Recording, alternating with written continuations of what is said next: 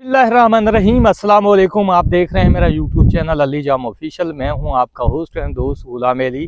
दोस्तों, इन दिनों जो है इलेक्शन ज़ेर बहस है और सियासी सरगर्मियां उरूज पर हैं। मेरा ताल्लुक चूँकि हल्का PP 255 से है, NA 169 से है, और आज की हमारी जो गुफ्तगू होगी वो इन्हीं हलकों पर होगी कि इन हलकों से कौन कैंडिडेट है, किसने इलाके के लिए क्या किया। क्योंकि जब भी ये सियासतदान उम्मीदवार बनते हैं जिस हल्के से, तो अवाम को ये बावर करवाया जाता है कि हम आपकी खातिर इलेक्शन लड़ रहे हैं और बरसर इक़्तिदार आकर मुंतखब होकर आपके मसाइल हल करेंगे। गोया आज आप हमने मसाइल पर और उम्मीदवारान की कारकर्दगी पर बात करनी है, तो मेरा ताल्लुक जो है हल्का NA 169 से है, तो पहले उस पर बात कर लेते हैं। 2018 का पहला जो है इलेक्शन था जिसमें बतौर शहरी मैंने वोट कास्ट किया था। मैं तमाम दोस्तों को ये बताता चलूं कि आज का ये मेरा व्लॉग बनाने का, ये वीडियो बनाने का मकसद ना तो किसी पर कीचड़ उछाली करना है और ना ही किसी की तज़ीक करना है, बल्कि बतौर पाकिस्तानी शहरी, बतौर इस मुआशरे का फ़र्द अपने हकूक़ पर बात करना मेरा फ़र्ज़ है।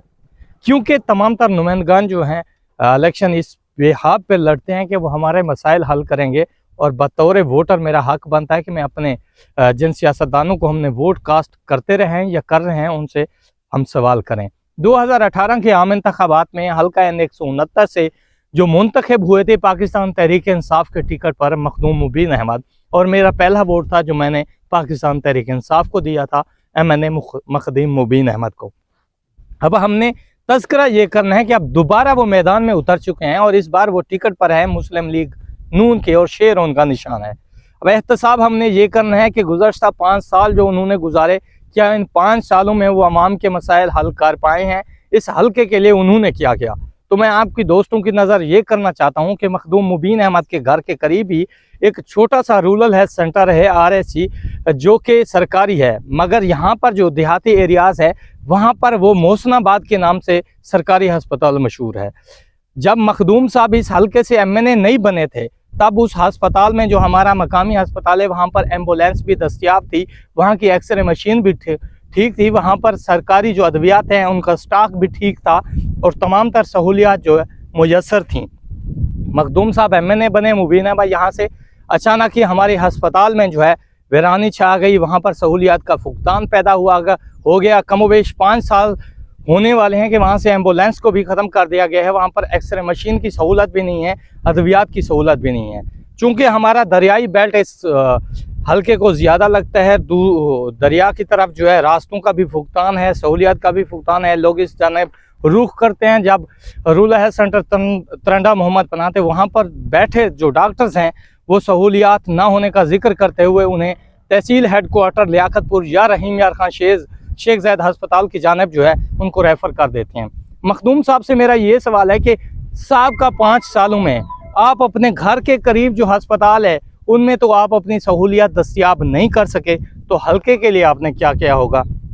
इस बार जो है वोटर्स को सोचना होगा अपना इंतखाब करने के लिए, कैंडिडेट का वोट देने के लिए, चूँकि वोट एक अमानत है, हम उसके सुपुर्द करेंगे और करना चाहिए जो इस हल्के के मसाइल से बखूबी वाकिफ़ हो और हल करने का फ़न रखता हो, जानता हो।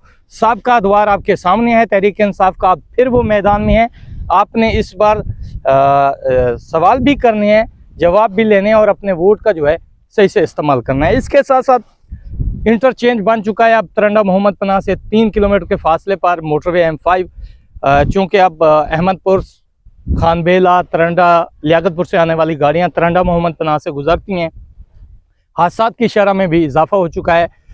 जब साबका MNA थे मखदूम मुबीन अहमद, तो उन्होंने वादा किया था कि तरंडा मोहम्मद पनाह में जो है वो रेस्क्यू सेंटर का क़याम अमल में लाएंगे ताकि शहरों की जानें जो है महफूज रहें, उनको बर वक्त जो है तिब्बी सहूलत भी मुयस्सर हो, मगर वो भी सिर्फ खोखले नारों तक महदूद रहे। इसके साथ साथ तरंडा गुरगेज में उन्होंने वादा किया था कि एक BHU सेंटर बनाया जाएगा, वो भी वो ना बना सके। कच्ची मोहम्मद खान यूनियन कौंसिल में भी उन्होंने वादा किया था, वो भी ना बन सका। इस तरह रोडें तो बना दी गई हैं, स्कूल कॉलेज बना दिए गए हैं। मखदूम जो हैं अहमद आलम अनवर और मसूद आलम ने तरक्याती काम किए हैं, मगर मखदूम मुबीन अहमद ने क्या किया है ये सोचना होगा। क्या हमेशा की तरह इस बार भी वो खोखले नारों तक महदूद रहेंगे या वाकई अवामी मसाइल हल करेंगे, ये तो आने वाला वक्त बताएगा। मगर बहरहाल उनकी कारकर्दगी आपके सामने है, उनकी जो अवामी तरक्याती काम किए गए हैं वो आपके सामने है। मैं तमाम दोस्तों की नज़र ये करता चलूँ कि 15 अक्टूबर 2021 को तरंडा मोहम्मद पनाह बाईपास के करीब एक बस्ती है अजीम बख्श अब्बासी, वहाँ मैंने एक मसाइल की निशानदाही की थी, जहाँ पर इस दौरे जदीद में भी वहाँ के इलाका मकीन बुनियादी सहूलियात से महरूम है। बिजली के पोल खंबे उनके पास नहीं है और उन्होंने लकड़ी के खंबे बनाकर जो है दूर दराज तक वो अपनी तारें गुजार कर गए हुए हैं।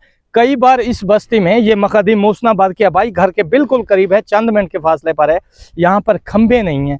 कई बार यहाँ पर लोगों को करंट लगने से वो जान बहक हो चुके हैं, मगर आज तक वो 5 साल भी गुजर गए, अब 2024 लग चुका है, मगर उनको खंबे अभी तक दस्तयाब नहीं हुए। ऐसे ही तरंडा मोहम्मद पनाह की मदीना कॉलोनी है, जब वहाँ से आप गुजरें तो वहाँ पर तारें लटक रही हैं ज़मीन पर, वहाँ भी कई हादसात रूनुमा हो चुके हैं, मगर मकदीम मोहसिनाबाद को कभी ख्याल नहीं आया कि वहाँ भी खंबे लगा दिए जाएं। मकदीम मोहसिनाबाद के फंड जो है लियाकतपुर, फिरोज़ा, पक्का लाड़ा, अल्लाहबाद, खान बेला तक और अजीमपुर तक तो जा रहे हैं, मगर उनका जो आबाई शहर है तरंडा मोहम्मद पनाह, उनको मुकम्मल तौर पर नज़रअंदाज किया जा रहा है। इस तरह तहरीक इंसाफ के दौर में जो मकदीम मोहसिनाबाद के फ़ंड थे MNA के, जो तरंडा मोहम्मद पनाह में लगाए गए हैं, अभी 2-3 साल ही गुजरे हैं, वो तमाम तरक्याती मंसूबे जो हैं बैठ गए हैं, करप्शन की नज़र हो गए हैं। तो यहाँ पर मखदूम साहब से हमारी यही इल्तिजा है, मुबीन अहमद से, कि साबिक़ा जो आपने वादे किए थे और पूरे नहीं कर पाए, तो इस बार अगर आप तवक्को रखते हैं आवाम से और अपने वोटर से, इस हल्के की आवाम से, कि वो आपको वोट देंगे, तो आपका भी ये फ़र्ज़ बनता है कि उनके जो बुनियादी मसाइल हैं वो आप हल करें। हमेशा की तरह इस बार नहीं चलेगा कि सिर्फ वोट ले जाएं और काम ना करें। तो इस बार वोटर्स की भी सोचना होगा, कैंडिडेट को भी सोचना होगा। आजकल मखदूम मुबीन अहमद एक्टिव हैं, क्योंकि यहाँ हल्का NA 169 से अहमद महमूद का बेटा मुर्तज़ा महमूद उनके मद्दे मुकाबिल में है। बहर वाले जब घर में दाखिल हुए हैं तो घर वाले की भी आंखें खुल गई हैं, शुक्र है। अब मैं उम्मीद करता हूँ कि मखदूम मुबीन अहमद को जो है आबाई घर के करीब जो अस्पताल है वो ज़रूर नज़र आएगा, कि वहाँ पर जो सहूलियात हैं वो मुकम्मल कर देंगे।